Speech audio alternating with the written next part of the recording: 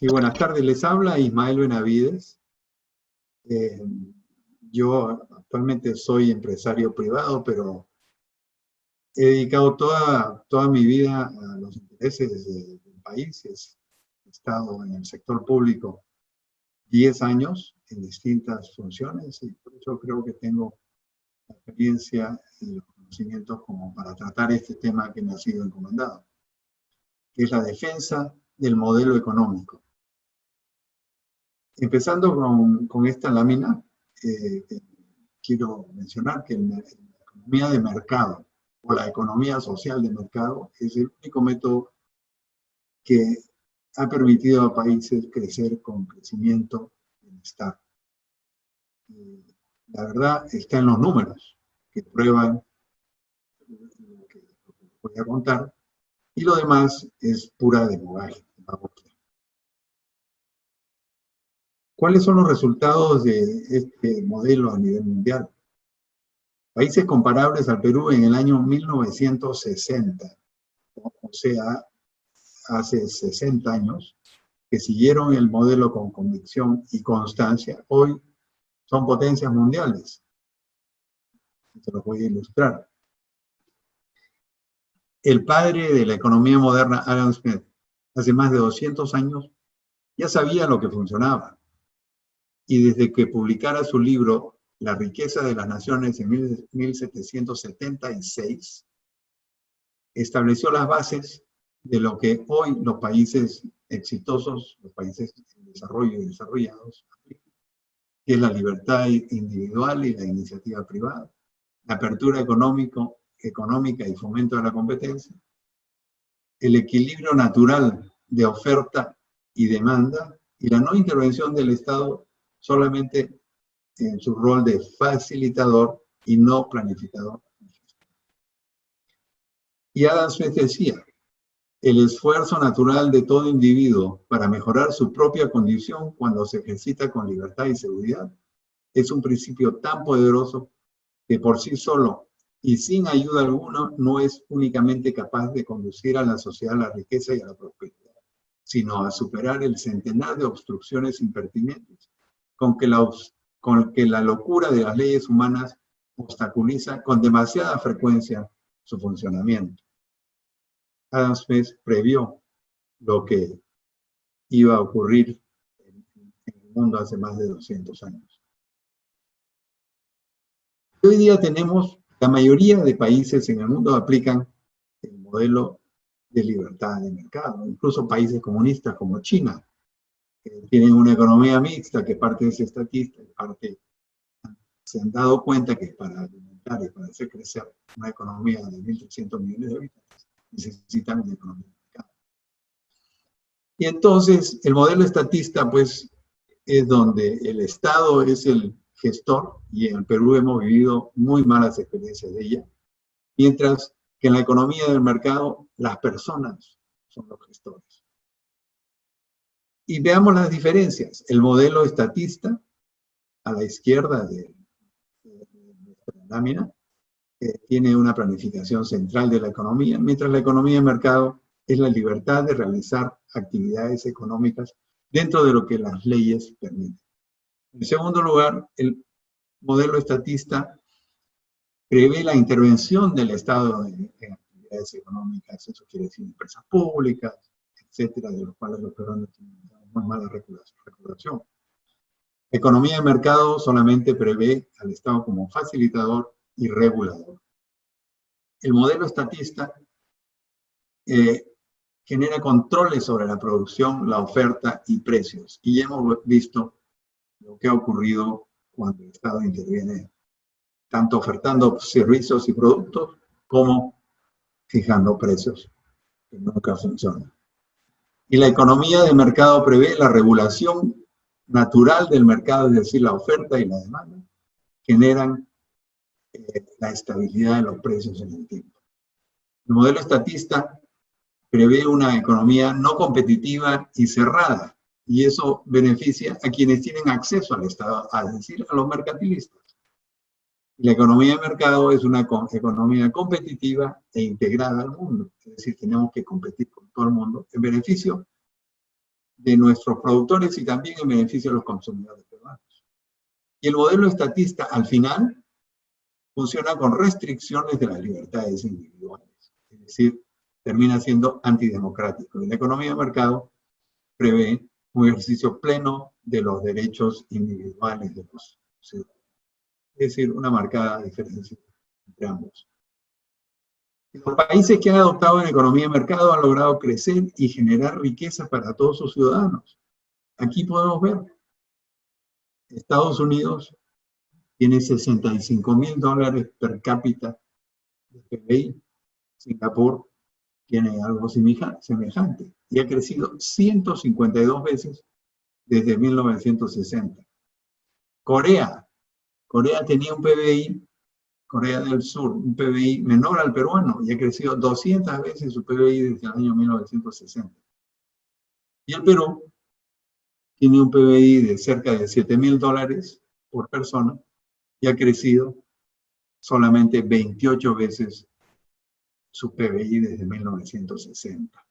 El PBI es el valor de los bienes y servicios que produce una sociedad, que a la final son los ingresos que reciben los ciudadanos. Y vemos que nuestro país está muy rezagado en la región y en el mundo. Sin embargo, hemos venido evolucionando y podemos ver en el crecimiento del PBI per cápita en los últimos 60 años de los países que han sido ganadores y otros perdedores. En el año 60, Argentina y Venezuela eran los líderes en la región. Seguía Chile y el Perú tenía $253 per cápita de ese entonces de ingreso per cápita. En el año 80, ya Venezuela y Argentina empezaron a retroceder. Singapur les ganaba. Chile casi empata a Argentina. Y el Perú sube sus ingresos per cápita a 1.033. En el año 2000, después de pasar tremendas crisis, el Perú llega a casi $2.000 per cápita. Argentina retrocede frente a Singapur, Corea del Sur. Venezuela retrocede aún más y Chile empieza a despuntarse. Finalmente, en el 2019, los líderes son Singapur, Corea del Sur, Chile, que ya llega a casi $15.000, pero vemos que Argentina y Brasil se van quedando atrás por gobiernos socialistas que intervienen en el mercado con enormes costos para la sociedad. Y el Perú casi llega a $7.000. Venezuela ya no aparece en las estadísticas, tanto porque ha perdido el ingreso per cápita como que ya no publican estadísticas. Veamos un ejemplo. La economía de Corea del Sur, que se llama el milagro del río Han, con solo 50 millones de habitantes y sin recursos naturales, ha logrado ser la economía número 12 del mundo. Y con todos los sin recursos naturales, no tiene petróleo, no tiene minería, tiene un agro pobre y no tiene lo que la naturaleza ha dispensado a países como nuestros, a países como Perú. Hoy día tiene un PBI per cápita de $32.000 frente a 7.000 del Perú. Una pobreza de apenas 12% frente a 23% del Perú. Analfabetismo de 3% frente a 6% del Perú. Un índice de criminalidad muy bajo. Está en el puesto 27 de seguridad. Mientras que el Perú está en el puesto 10 de los países con más criminalidad. La inversión en salud al año son $2.500 millones por habitante y 2.4 doctores por cada 1.000 habitantes. El Perú apenas tiene 1.2. ¿Y cómo lograron esto? Gente muy trabajadora. Pero además aplicaron políticas incentivando inversión en innovación y tecnología. Es el país que más invierte en el mundo en ese rubro como porcentaje de su PIB. Fomentó las exportaciones. Hoy es top 10 en el mundo, los países exportadores. Fomentó al ahorro. el ahorro es igual a inversión, y eso puede generar más trabajo. Leyes laborales flexibles y dinámicas, facilidades para la inversión extranjera y más tratados de libre comercio que ningún otro país. En el 2020 ocupa el puesto número 5 en el ranking Doing Business. Nosotros estamos alrededor de 80. Es el ranking del Banco Mundial sobre la facilidad de hacer negocios en los países. Y ha enfatizado mucho en la educación. Está entre los top 10 en las pruebas PISA de comprensión lectora, matemática y ciencia. Nosotros estamos casi en la cola. Y este es un país que tenía un ingreso per cápita menor al Perú en el año 60.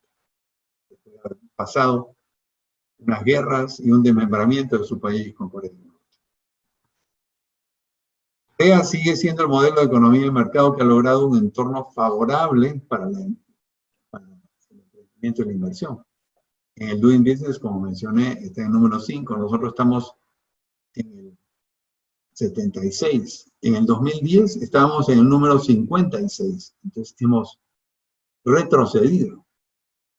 Y por ejemplo, algunos indicadores. Número de días para abrir un negocio, un nuevo negocio. En Venezuela toma 230 días, casi 6 meses. En el Perú 26 días y en Corea del Sur 8 días. Eso facilita la formalización. Número de días para instalar electricidad en un negocio. En Venezuela se demoran 208 días. Es más de 6 meses. En el Perú son 67 días. En Corea del Sur 13. O sea, una empresa puede empezar a funcionar mucho más rápidamente.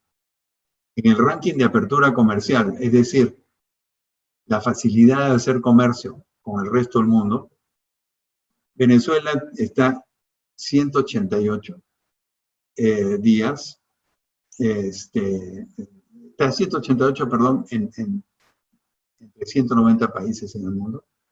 Argentina, 119 y el Perú en 102. Corea del Sur en 36.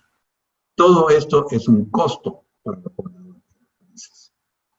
Y el número de días para resolver contratos, es decir, cuando hay un litigio o una discrepancia, en Argentina son 995 días, más de 3 años. En Venezuela son prácticamente 2 años y en Perú prácticamente año y medio. Corea del Sur, 290 días. Todo esto son dificultades para iniciar negocios que otros países han logrado superar. Aquí, el ejemplo claro de Corea. Sin tener mayores recursos naturales, como les mencioné, se enfocó Corea en invertir en educación, innovación y tecnología para ser más competitivos y atraer inversión local extranjera. Es el país que más invierte en investigación y desarrollo. 5% de su PBI, Estados Unidos 3%, en la región Brasil invierte 1%, Argentina 1% y el Perú es 0.2%. O sea, estamos muy mal y los países no avanzan sin innovación y sin tecnología. Habiendo visto el ejemplo de Corea, regresemos al Perú, que es una historia de convicción por un lado y confusión constante. En 1960 nuestro PBI era mayor que el de Corea del Sur, pero el modelo estatista que se aplicó a partir del año 68 en el gobierno militar de Velasco dejó una herencia de retroceso miseria, y eso lo corroboran los números. A pesar de que en 1960 el Perú era comparable con Corea, el gobierno de Velasco nos quitó esa oportunidad. Y podemos ver que antes de la Constitución del 93, que es un hito de nuestra historia, el crecimiento promedio del Perú entre el año 50 y el año 90 fue de 0.3% anual. O sea, creció la población, pero la producción no creció. Y eso implicó empobrecimiento. Después de la Constitución de 1993, el crecimiento promedio ha sido de 3.2% anual y tenemos hoy un PBI per cápita de casi $7.000. Pero, ¿cómo ha evolucionado esto en las cifras? Y es muy interesante ver. Luego de años de crecimiento hasta 1968, en los años del gobierno militar se creció a un mediocre 0.7%. Sin embargo, el crecimiento del 50 al 68, podemos ver que ha sido un 3% de promedio. Y se acumuló un crecimiento en ese periodo del 63%. Entró el gobierno militar, el crecimiento se baja a 0.7. El crecimiento total de 12 años de gobierno militar fue 6%. En el segundo gobierno del arquitecto Belaúnde, se decreció. Hubieron impactos importantes en el 83, como el niño y después la crisis de la deuda latinoamericana. Sin embargo, las políticas económicas no fueron las adecuadas. Y no se desmanteló lo que venía del gobierno militar. El decrecimiento de la economía en el gobierno de 11%. Y siguió en el gobierno de Alan García. Decreció a un ritmo de 3.6% anual para tener un acumulado de menos 19% al final del periodo en el año 1990. Después del cambio de gobierno en el 90, con el ingeniero Fujimori, el país, después de hacer enormes ajustes, empezó a crecer. Creció en un promedio del 2.10% anual entre el 90 y el 2000, después de haber estado en negativo con García. Y acumuló un crecimiento de 23%. Y se redujo la pobreza en 16%. En el gobierno de Toledo Paniagua, así lo llamamos, el país mantuvo la inercia positiva del gobierno de Fujimori, creció en promedio 3.6%, un acumulado de 23% y se redujo pobreza en 8%. Siguió el gobierno del doctor Alan García, el país creció un promedio de 6%, acumuló un crecimiento de 34% y se redujo pobreza en 37%.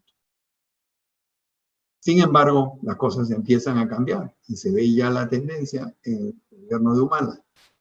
El país solo crece 3.2%, menos que el gobierno de Toledo, acumula un crecimiento del 17% y solo reduce pobreza en 20%. Y PPK Vizcarra, como lo llamamos, solamente crece a un promedio de 1%, acumula 3% de crecimiento y reduce pobreza en apenas 3%. Es decir, las sólidas bases que se establecieron con la Constitución de 1993 empiezan a revertirse por mala acción o inacción. Tenemos así que en el 2019 el PBI creció un magro 2% y en ese mismo año 214.000 personas regresaron a situación de pobreza antes del COVID.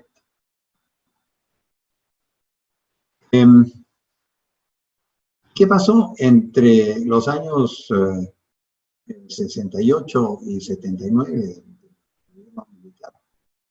No solamente dejamos de crecer, pero se usaron recursos de todos los peruanos para pagar las pérdidas de ineficientes empresas estatales. Es decir, el Estado empresario lo único que hizo fue perder dinero, y aquí está clarísimo en la gráfica, llegando a un máximo de $2.500 millones en el año 1979. Y siguieron perdiendo dinero y mucho más en el gobierno de Belaúnde y García, que no desmantelaron esta empresariado estatal ineficiente. Cerca de 175 empresas públicas estatales se crearon durante el gobierno militar y estas acumularon solamente en el gobierno militar $19.000 millones de pérdidas, que equivale a la inversión para 13.300 colegios el día de hoy. Es decir, el Estado usó los fondos de los pobladores peruanos para financiar estas empresas ineficientes, corruptas y que perdían dinero y que beneficiaban a unos cuantos en contra del pueblo peruano que pudo ser beneficiado con escuelas, habitantes y mayor seguridad. Se redujo la inversión. Pues estos gobiernos se encargaron de desincentivar la inversión privada con prácticas ineficientes, corrupción, y eso llevó a una violenta caída de la inversión total, como se puede ver en el gráfico de la izquierda, y el incremento de la tasa de desempleo en el país. Este es el resultado, pues, de un modelo estatista socialista. Todo esto resultó en mayor pobreza, perjudicando a las poblaciones más vulnerables en los siguientes 20 años. Y podemos ver que la pobreza entre el año 70 y el año 91 fue creciendo 35, 42, 55, y empezó a bajar a partir de 1991 y llegamos al 52% en 2004. Y pobreza extrema al 19%. Es decir, las políticas de mercado funcionaban. ¿Qué pasó con los cambios necesarios para que nuestro país se reenrumbe en la senda del desarrollo? Y una de las primeras medidas fue el cambio de la Constitución. Con la nueva Carta Magna o Constitución del año 1993, que entre los temas económicos estableció la autonomía del Banco Central de Reserva, que hoy nos permite tener $70.000 millones de reserva, manejo macroeconómico sano, es decir, poco déficit fiscal y poca deuda, el grado de inversión, es decir, cómo nos miden los inversionistas de afuera en términos de riesgo, estabilidad regulatoria, que sea previsible para los inversionistas, y una economía integrada al mundo con apertura y competitividad. Y junto con el cambio en la Constitución, que se aprobó por referéndum entre los peruanos, se sanearon las finanzas públicas. Se bajó la inflación del 7.000% al 5%, por el poder adquisitivo del pueblo, porque la inflación es el peor impuesto. Se cerraron o vendieron casi todas las empresas públicas ineficientes, con excepción de Sedapal, Petroperú, algunas distribuidoras eléctricas. Se arregló el problema de la deuda externa peruana en excelentes condiciones, después de haber sido parias internacionales. Se abrió la economía peruana al mundo para ampliar nuestros mercados y se iniciaron obras de infraestructura útiles para la población, no elefantes blancos. Se promovió la inversión a través de reglas claras y mayor apertura al mundo, lo que nos ganó el título de grado de inversión, que nos permite obtener fondos hoy día a tasas bajísimas, semejantes a lo que tiene Chile, tienen algunos países de Europa. Y eso fundamentalmente atrajo inversión privada en todos los sectores. Y podemos ver que antes de la Constitución del 93 había un crecimiento promedio anual de la inversión de 4.7% y alrededor de 13 billones de soles al año. Post-Constitución de 1993, la inversión privada creció a un ritmo anual de 55 billones de soles y un crecimiento promedio de 8.3%. Y ha permitido que nuestro país crezca a las tasas que ha venido creciendo.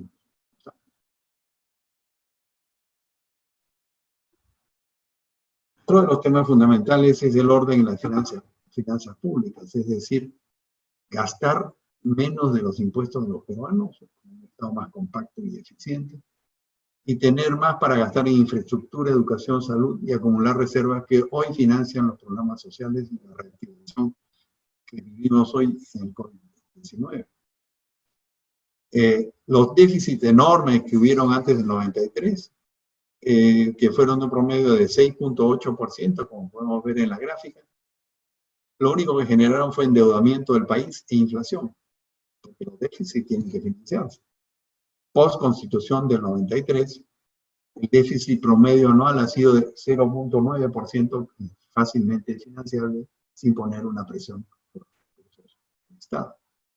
Y esto devino en una reducción de la planilla pública en su momento, que hoy día están volviendo al tarjetazo y también las privatizaciones y concesiones para dedicar los recursos del Estado a lo que debe ser salud, educación, justicia y seguridad. También logramos reintegrarnos al mundo, abriendo nuestra economía y firmando tratados de libre comercio, ampliando mercados antes cerrados. El Perú es apenas un mercado de 30 millones de personas, mucha gente pobre con poca capacidad de consumo. Pero con los tratados de libre comercio accedemos a un mercado de 4.000 millones de personas en el mundo.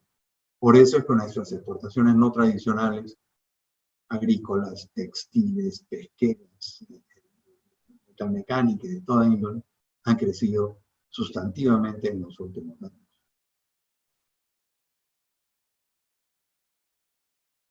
Y todo esto también ha permitido generar empleo masivo, como vamos a ver más adelante, y las exportaciones llegaron a 50.000 millones de dólares en los últimos años, principalmente mineros, pero también agrícolas, pesqueros, industriales.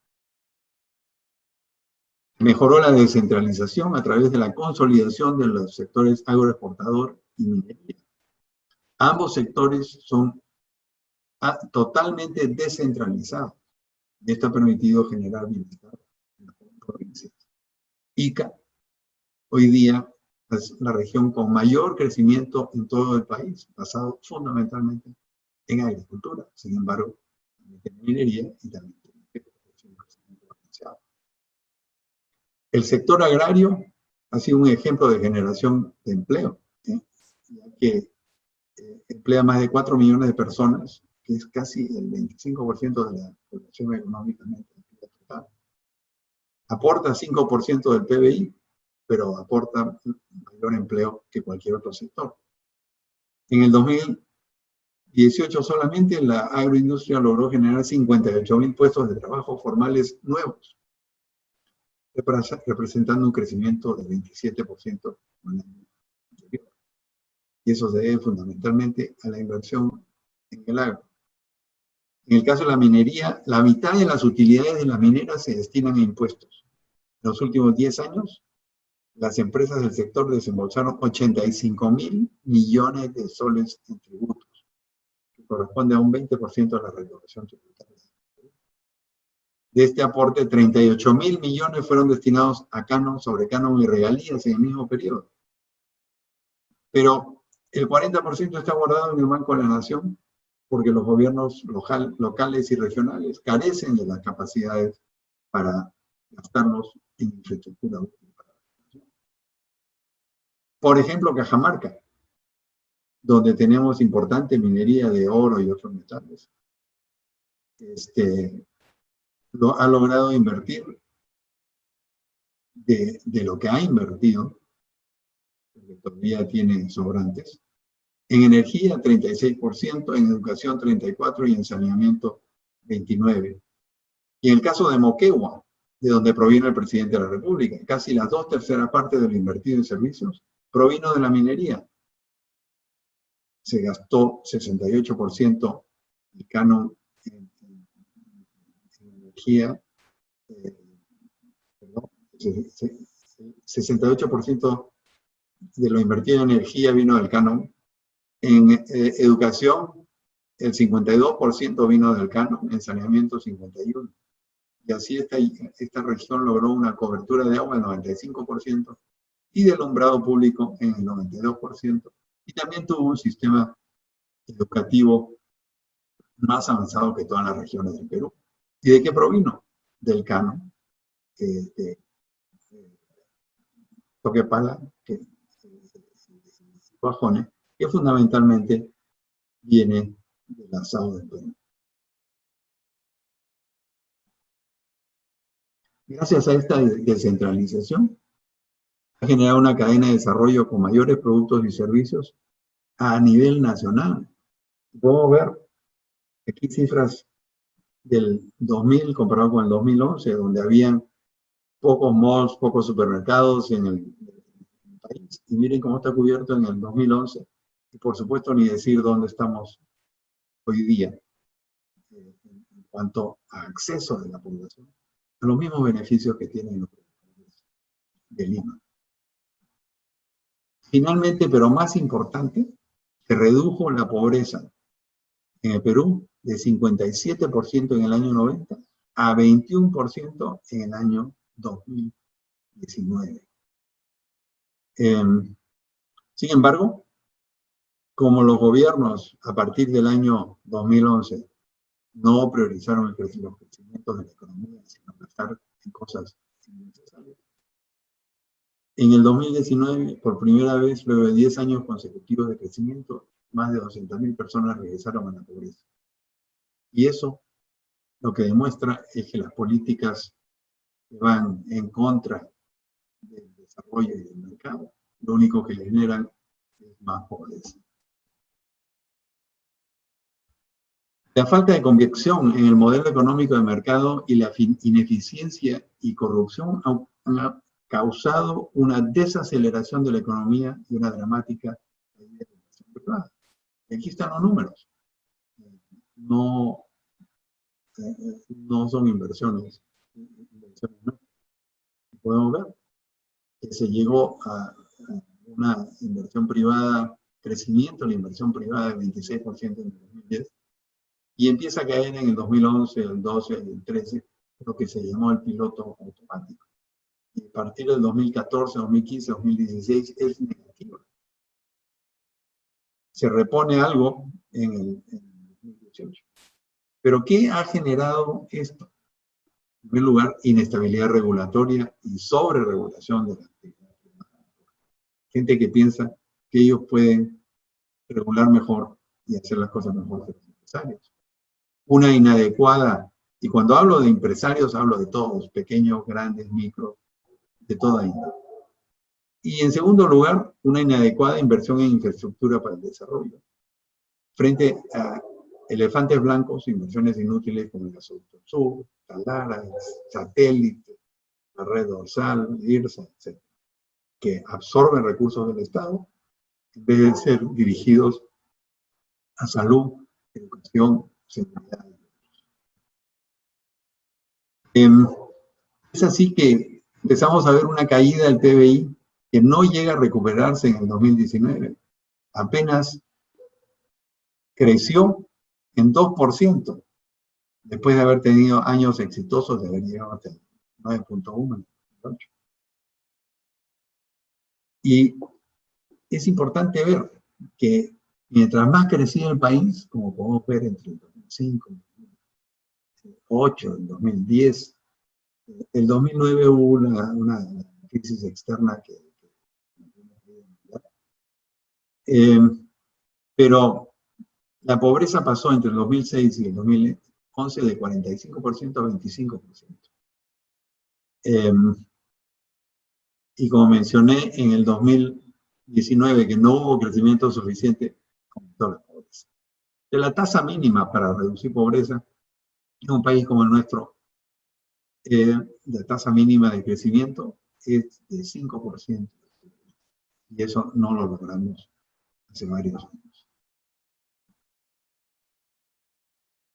Y repasando algunos de los gobiernos que han sido imprudentes, poco exitosos, y empezaron a desvirtuar el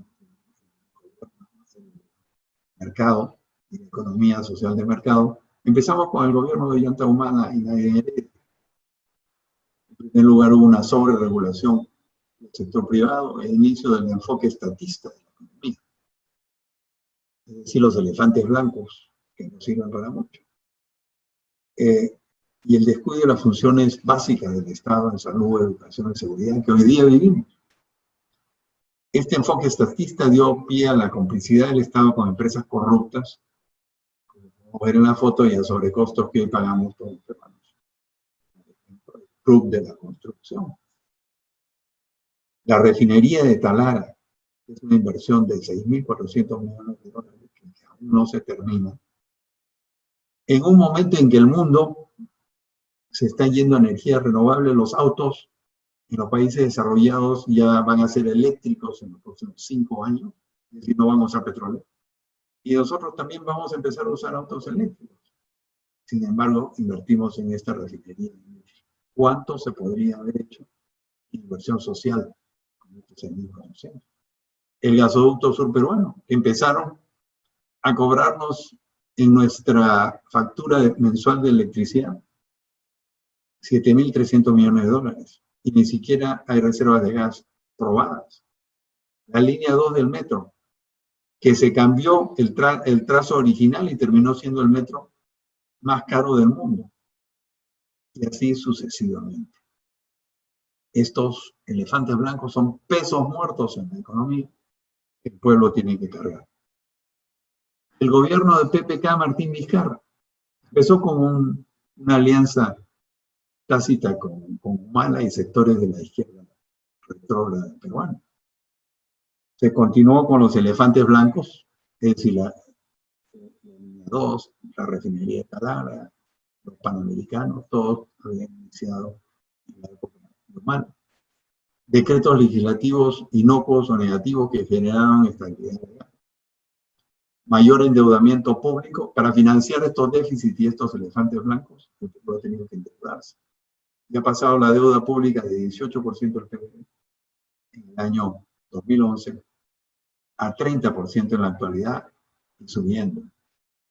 Continuaron y se incrementaron las trabas a la inversión privada. El Perú cae 10 puestos en el ranking de Doing Business del Banco Mundial. La paralización de obras importantes, Chavimochi 3, Majes 2, obras de infraestructura, de puertos, de carreteras, todas se encuentran paralizadas. Y se mostró una extraordinaria incapacidad de ejecutar inversión pública. Por ejemplo, la reconstrucción del norte, que solamente ha gastado 25% del presupuesto estimado a 3 años de ocurrir el desastre. Y por supuesto,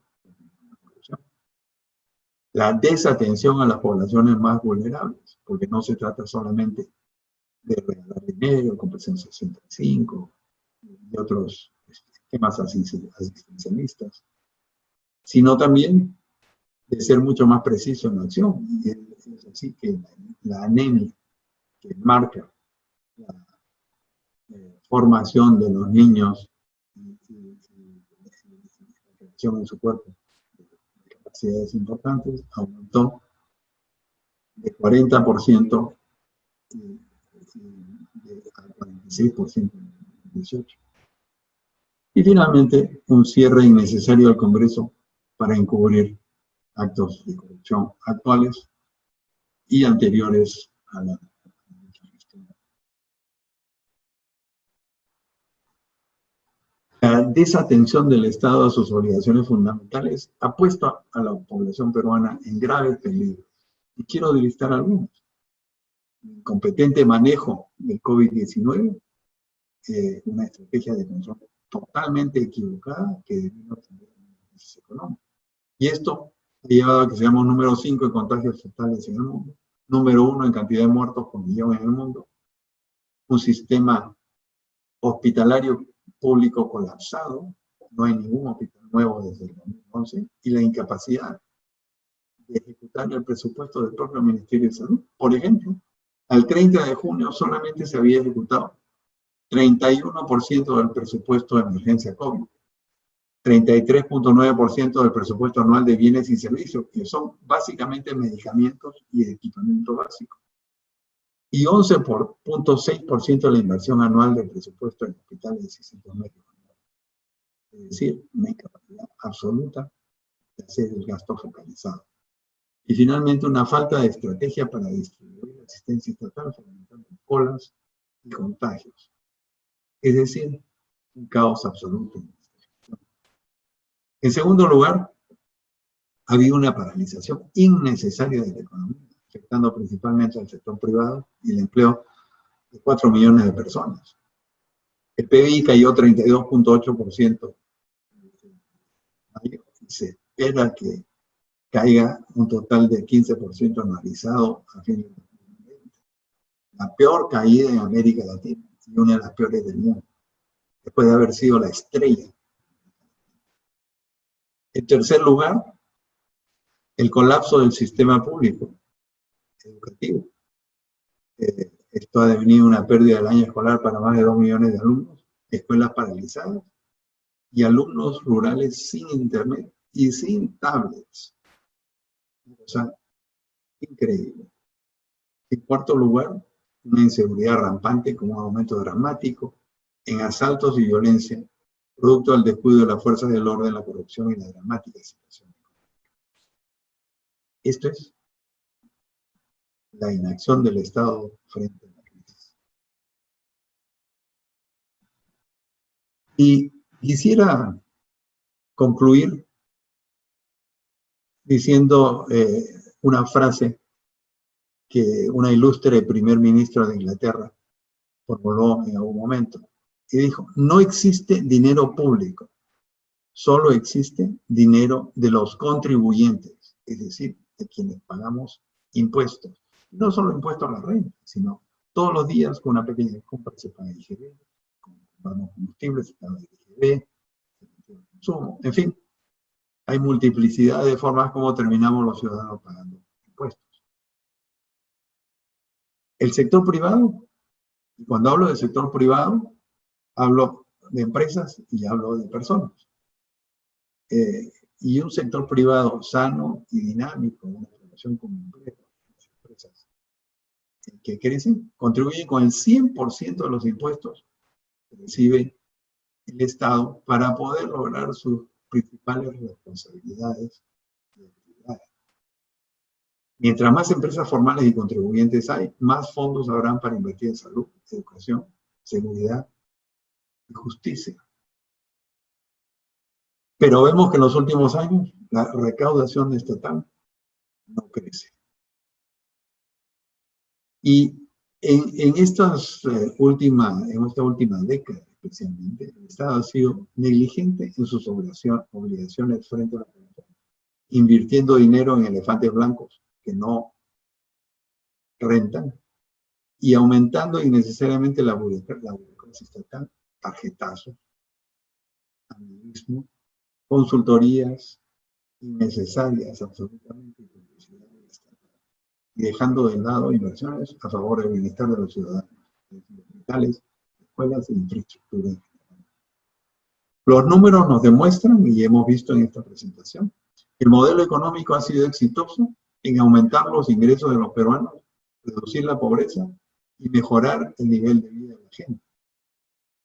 El modelo económico que se estableció en la Constitución se ha desvirtuado por gobernantes incompetentes en los últimos 10 años, quienes han dilapidado los recursos del país, distorsionando el espíritu de la Constitución del año 93 y afectando el curso del desarrollo económico y bienestar de los peruanos, que venía creciendo a unos ritmos que impresionaron a nivel mundial. Y ante voces que piden cambiar el modelo económico del mercado, ofreciendo incertidumbre y pobreza, debemos reafirmar y profundizar el exitoso modelo económico que se instauró en los años 90. Se lo digo yo, que he tenido la experiencia de vivir la crisis en los 70, en los 80, antes de que el presidente Fujimori cambiara la Constitución del rumbo. Los números no mienten, el resto es palabrería y populismo. Muchas gracias.